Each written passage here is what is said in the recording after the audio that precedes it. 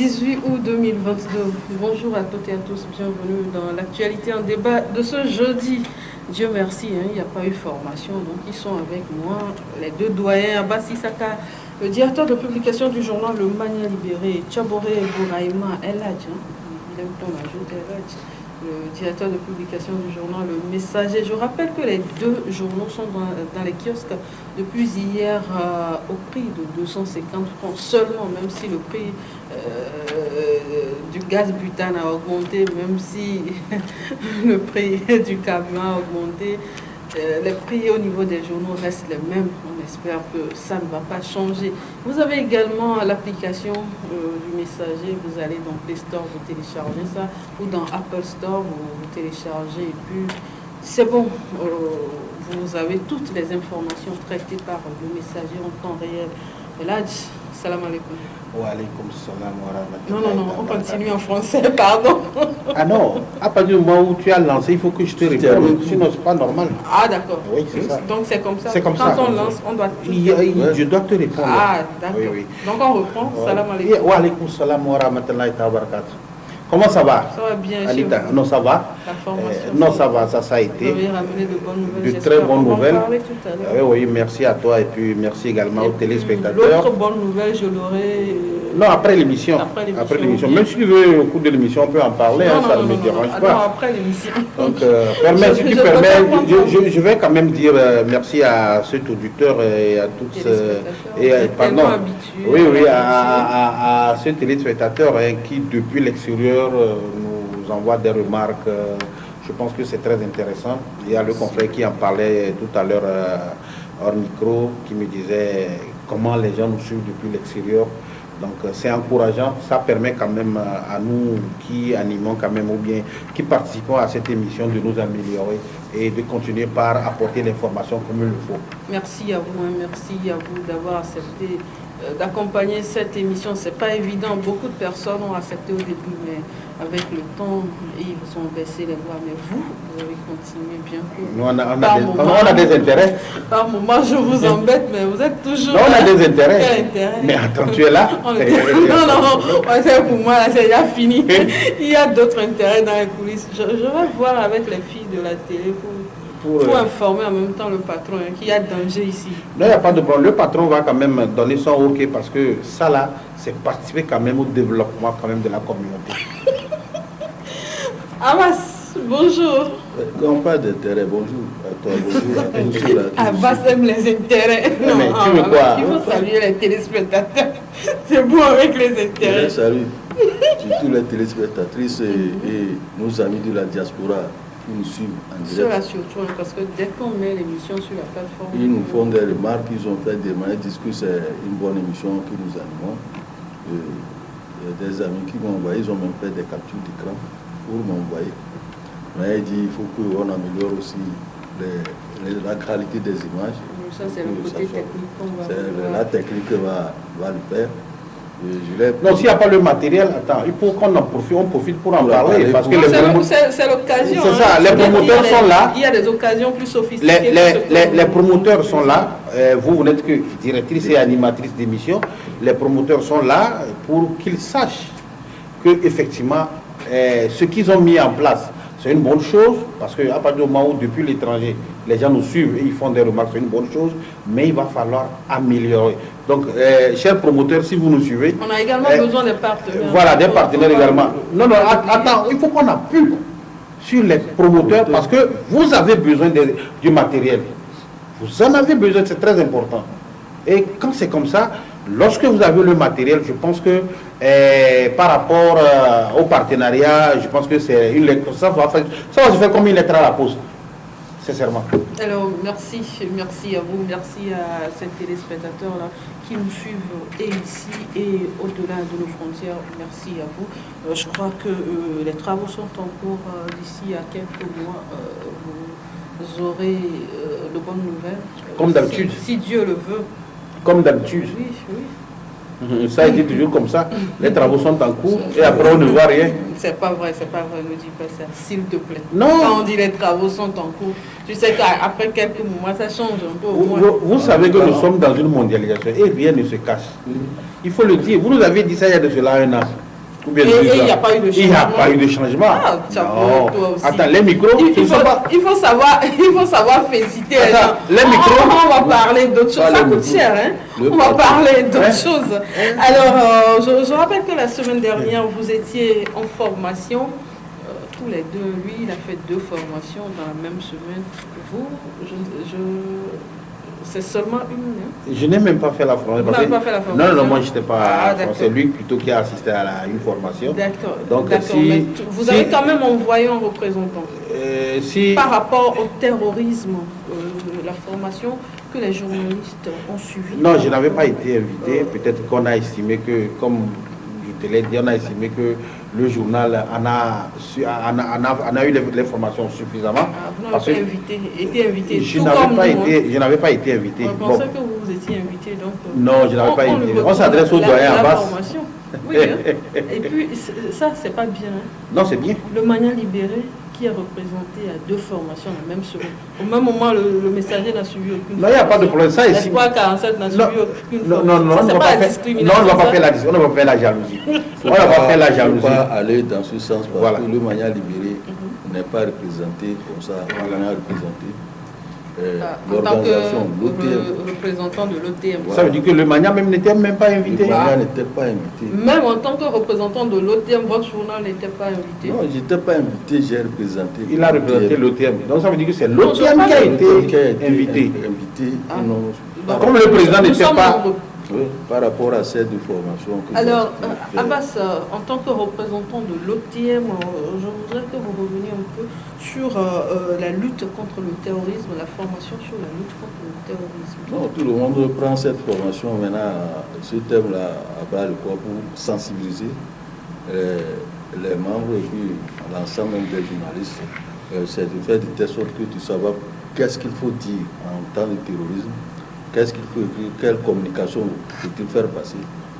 C'était ça l'objet même de cet atelier qui s'est tenu à Kobi.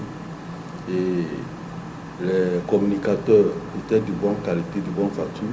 Il y avait le représentant, c'est-à-dire le chargé de communication des armées de FAT, qui est venu, qui a donné une communication qui était claire, il était compétent dans son le colonel Soussou, c'est ça? Le colonel Soussou. Il était bien dans sa présentation, si bien que lui et les journalistes, ils sont devenus des amis parce qu'il dit que maintenant, à partir d'aujourd'hui, pour des problèmes de communication, il faudrait qu'on s'adresse à lui. Donc, il a été sympathisant avec les confrères, avec nous, l'ensemble de la presse qui était là. Il a été sympathisant, peut-être parce que c'est la formation. Il était sympathique. D'accord. Oui, non, on le connaît, c'est que vous êtes. Habillé. Et même, il nous a dit ça, qu'il y a des moments où c'est comme ça. Mais si vous êtes là en formation, c'est que vous devez donner ce que vous êtes venu faire. Et il l'a fait avec une bonne qualité. Donc, il n'était pas quelqu'un, c'est quelque chose qui était caché. Donc, ce n'était pas un sujet tabou par rapport à ce terrorisme, mais de savoir comment passer l'information, comment communiquer avec les populations. Parce qu'aujourd'hui, tout le monde se jette, on parle sans maîtriser la communication en période de crise, en période de terrorisme, comme nous sommes en train de dire. On se dit qu'il y a le terrorisme, il y a quelque chose, tout le monde a le droit. Et ce n'est pas toutes les informations qu'on doit donner en ce moment. Vous savez que c'est l'armée, les forces de défense et de sécurité qui sont engagées dans ce combat. Donc il faudrait que la population puisse apporter leur collaboration à ces forces de défense et de sécurité. Et pour ça, il faut sensibiliser les personnes, il faut sensibiliser les médias qui sont sur le terrain également et qui informent de temps en temps de ce qui se passe. Alors par rapport au fait qu'on n'aura pas droit ou bien c'est pas bien de donner toutes les informations en cette période-là, il fait allusion à qui? Aux communicateurs, à la population, aux forces de l'ordre? Non, à nous les médias. Okay. Aux médias. C'est pour cela qu'on a organisé cet atelier-là, pour que les journalistes sachent sur quoi intervenir, sur quoi informer et de quelle manière communiquer l'information qui leur a parvenue. Comme on le sait, c'est que l'armée, on l'appelle la grande miette. l'armée ne doit pas dévoiler tous ces secrets. C'est des secrets d'État. On ne peut pas dévoiler tout ça. Donc quand nous apprenons quelque chose, il faut l'appeler pour voir. Et il va chercher à vous dire que ce qu'il y a. Donc plus besoin de faire, c'est moi qui suis le premier à publier sur ta ça c'est par rapport donner cette information. C'est sur les réseaux sociaux. Oui. Les réseaux sociaux pour faire du sensationnalisme. Il faut dire que nous puissions certaines informations des réseaux sociaux que nous ouais, mettons c'est une source dans nos trucs. Mais c'est une source d'information. Quand tu as une information sur les réseaux sociaux, tu ne peux pas en même temps prendre pour publier. Il faut procéder. Il faut l'appeler et avoir la confirmation. Ouais, il faut procéder aux enquêtes, au recoupement avant de revenir pour mettre ça dans ta presse. Sinon, c'est que tu vas tomber sous le coup de la loi. Puisque les réseaux sociaux également sont sous le coup de la loi, toi, tu reprends cette information qui est fausse, c'est que toi, tu vas tomber sous le coup de la loi, puisque tu n'as pas fait de recoupement avant de le faire. Ah d'accord, Tchaboura est un mot à partir. Non, je crois que... C'est un spécialiste, je le rappelle, il est un spécialiste en matière de sécurité. C'est pour ça qu'on Non, vous n'avez pas menti. Vous n'avez pas menti. Non, je crois que c'est... Oui. On a encore besoin de... Non, ça en fait partie. Donc j'ai été déjà formateur en Éthiopie à 10 ans par rapport à ce que j'ai eu comme formation pour les DITS. Je pense que c'est une bonne initiative. Et lorsque vous suivez, vous allez voir que c'est une initiative d'une association des médias qui a fait cette formation. Mais moi, j'aurais peut-être souhaité que ce soit l'État qui prenne ça en considération et pas maintenant. Hein. Depuis des années, l'État devrait quand même avoir l'idée de faire ces genres d'ateliers, ces genres d'entretiens. Et aujourd'hui, par rapport à la situation, cela ne va peut-être constituer que des rappels. Sinon, moi, j'ai eu à suivre cette formation dont les thèmes sont très proches, hein, par rapport au terrorisme, par rapport à la communication en temps de guerre, en temps de terrorisme, en temps d'attaque et autres.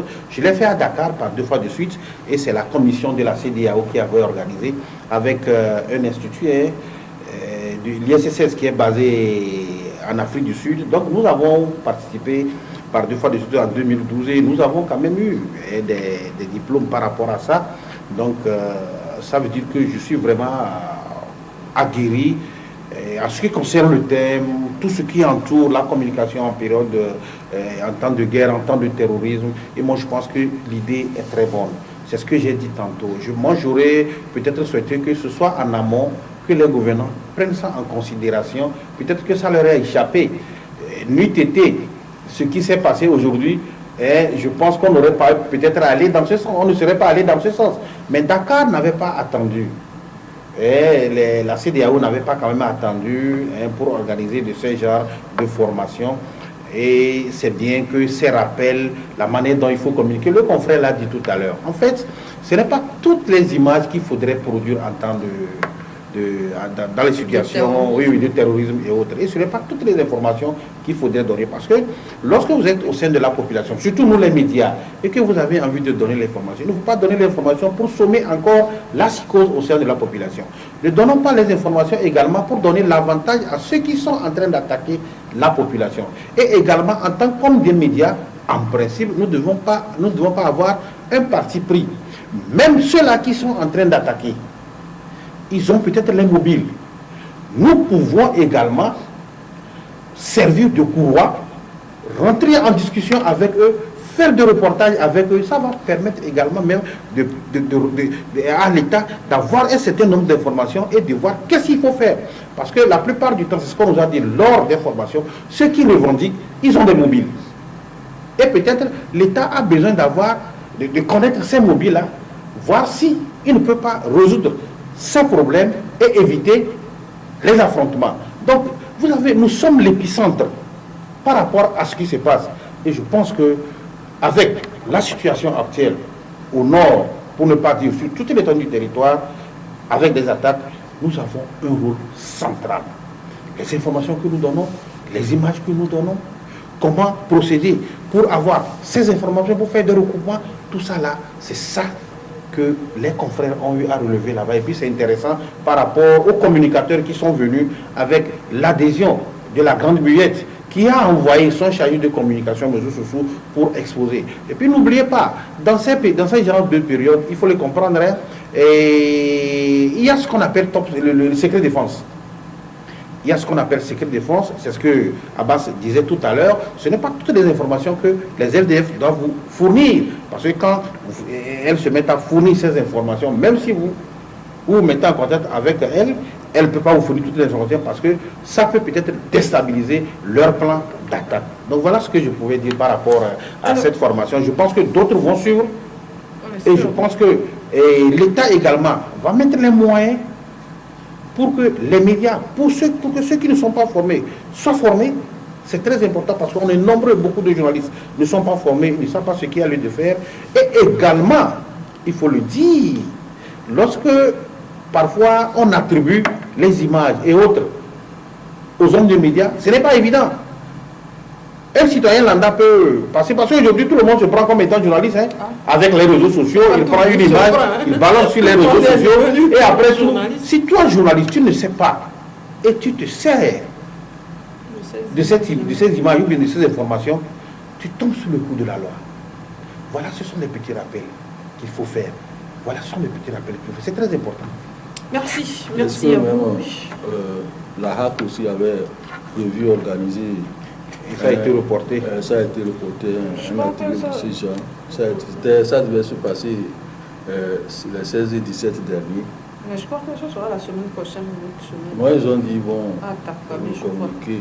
Ils vont nous communiquer. Ils vont communiquer les gens parce que ça, c'était en même temps pour au moins faire de telle sorte que les gens comprennent ce qu'il faut dire et ce qu'il ne faut pas dire en période de crise, surtout la période dans laquelle nous vivons.